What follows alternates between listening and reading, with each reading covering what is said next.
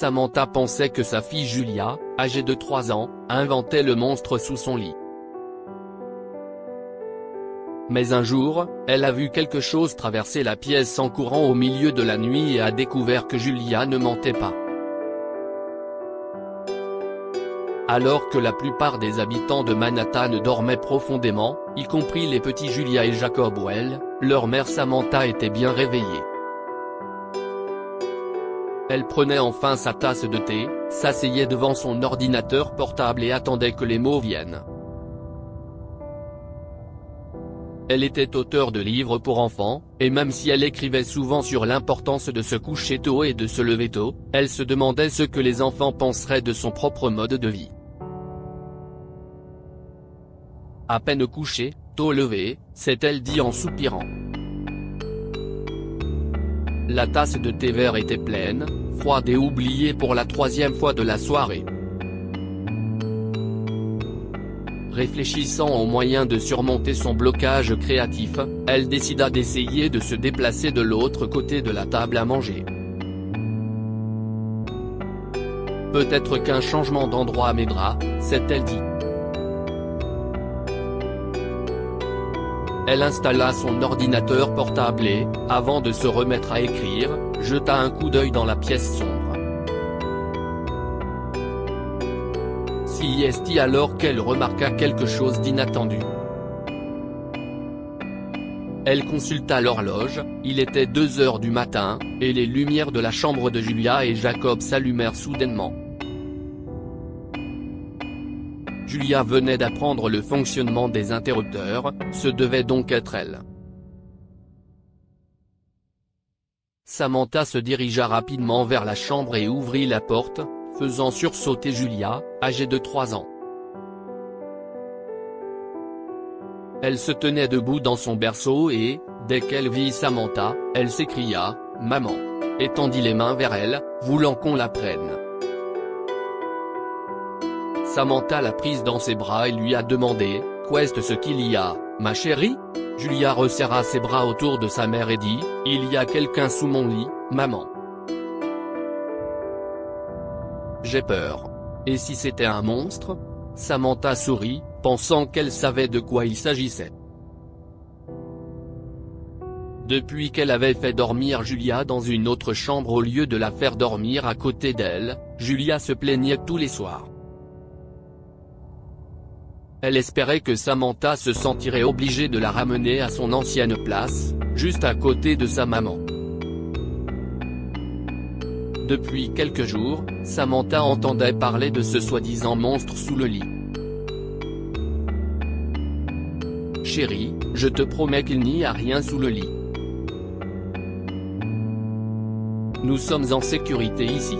S'il y avait un monstre, Jacob l'aurait entendu et se serait réveillé lui aussi. » Julia a regardé son frère Jacob, âgé de 9 ans, qui dormait profondément, serrant dans ses bras son camion jouet préféré. Samantha s'est assise avec elle pendant un moment, racontant son histoire préférée de Julia la princesse guerrière. Voyant que Julia s'était endormie, Samantha éteignit la lumière et se retourna pour partir. Si est alors qu'elle sentit une légère traction sur sa robe. « Ne pars pas, maman », murmura Julia dans son sommeil. « Et si je revenais te voir de temps en temps, ma chérie ?» lui a répondu Samantha en chuchotant. « Si tu n'arrives toujours pas à dormir, maman te portera dans sa chambre, d'accord ?» Elle embrassa doucement le front de sa fille et quitta la pièce. Samantha était de retour à son bureau, essayant de reprendre les pensées là où elle les avait laissées. Cette fois, c'était plus facile. Les intrigues se succédaient dans sa tête et les lignes jaillissaient de son esprit. À ce rythme, je pourrais terminer au moins une histoire ce soir, s'est-elle dit. Elle jeta de temps à autre un coup d'œil sous la porte de la chambre des enfants pour s'assurer que la lumière était toujours éteinte. L'écrivaine inspirée fit une pause, se prépara une nouvelle tasse de thé vert et se prépara à écrire les derniers paragraphes de la nuit. CIST alors qu'à sa grande surprise, elle entendit Julia pleurer à nouveau.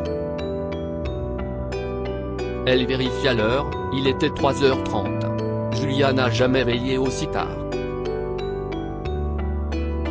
De toutes ses excuses, celle-ci était différente. En s'approchant de la porte, Samantha remarqua un mouvement étrange sous celle-ci. On aurait dit que quelque chose courait d'un coin à l'autre de la pièce. Elle sentit un pincement d'inquiétude dans sa poitrine et entra discrètement dans la pièce. Les lumières étaient encore éteintes et Julia avait hâte d'être à nouveau prise en charge par sa maman. Jacob semblait dormir dans son lit et sa couverture était éparpillée sur le sol. Samantha a entendu des sons étouffés provenant de quelque part dans la pièce. Ils lui semblaient vaguement familiers, mais elle n'arrivait pas à identifier ce qu'ils pouvaient être. Elle a ensuite entendu des bruissements, et c'est à ce moment-là qu'elle s'inquiéta vraiment. Elle alluma instantanément la lumière et prit un parapluie dans l'armoire. Elle devait être prête à tout point. Jacob s'était lui aussi réveillé et se demandait ce que sa mère allait faire. Samantha se mit à genoux et se pencha pour regarder sous le lit, et elle ne pouvait pas croire ce qu'elle voyait. C'était un petit chiot, couché sur une vieille couverture et quelques feuilles séchées. Le chiot avait l'air effrayé d'avoir été repéré et commença à gémir plus fort. Bien sûr, CIST ce qu'on entendait. Samantha était soulagée. Eh bien, ma chérie, tu avais raison. Ce n'est pas un gros monstre effrayant, mais un petit monstre très mignon. En disant cela, elle sortit le chiot effrayé et le montra aux enfants. La peur de Julia se transforma instantanément en joie pure, et elle ne put s'empêcher de caresser le petit canidé. Ah, CIST toi, petit chiot câlin? Comment es-tu arrivé ici? Où sont ta maman et ton papa? Demanda-t-elle. Samantha se posait la même question. Elle aperçoit par hasard Jacob qui jeta un coup d'œil gêné au chiot. CIST à ce moment-là qu'elle a compris, Jacob a dû l'amener ici. Elle s'est souvenue que Jacob lui avait parlé d'une campagne d'adoption de chiots dans le quartier, il y a une semaine. Il l'avait supplié d'adopter l'un des chiots abandonnés.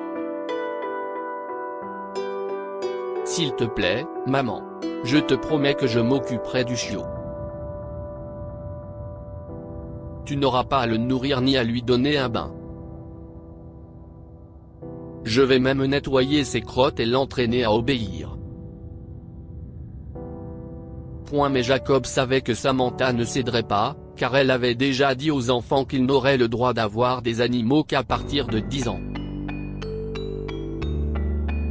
Samantha s'est souvenue que Jacob avait eu le cœur brisé après qu'elle a refusé sa demande.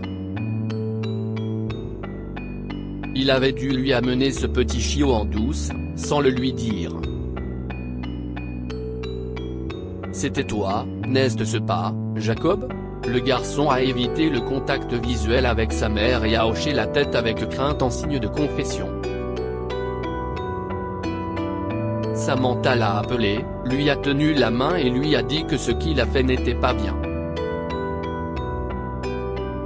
Tu ne devrais pas faire ce genre de choses dans le dos de maman. Tu as vu comme ta petite sœur a eu peur?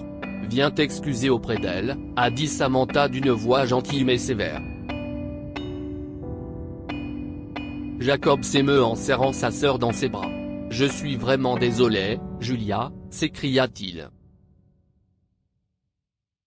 Si est-il bon, Jacob. Je ne suis plus en colère.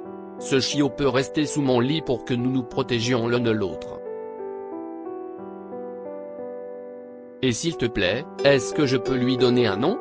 Sans attendre de réponse, elle déclara, nous l'appellerons Câlin. Ce nom fit sourire Jacob, qui regarda Samantha avec de l'espoir dans les yeux. Samantha savait qu'elle ne pouvait pas renvoyer le mignon petit chiot. Elle savait que Jacob serait obsédé par lui et qu'il s'occuperait de la plupart de ses besoins. Et le 10e anniversaire de Jacob n'était que dans 2 mois, après tout. Regardant Jacob, elle lui a dit, « Tu peux arrêter de faire tes yeux de chiot, petit homme. Je laisse passer cette fois.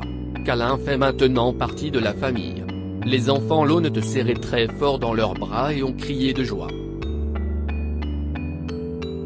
Câlin a lui aussi poussé un cri d'enthousiasme. Que peut-on apprendre de cette histoire ? N'ignorez jamais ce que dit votre enfant, même s'il n'a que 3 ans. Samantha pensait que Julia se trompait en disant qu'il y avait quelque chose sous son lit ou qu'elle inventait. En réalité, Julia disait la vérité. Soyez gentil avec les règles que vous fixez à vos enfants. Samantha aurait pu être plus sévère et renvoyer le chiot parce que Jacob l'avait désobéi. Mais elle a compris que cela le briserait probablement. Sachant qu'il prendrait bien soin du chiot, elle a agi avec gentillesse et a permis aux enfants de le garder. Partagez cette histoire avec vos amis. Elle pourrait égayer leur journée et les inspirer.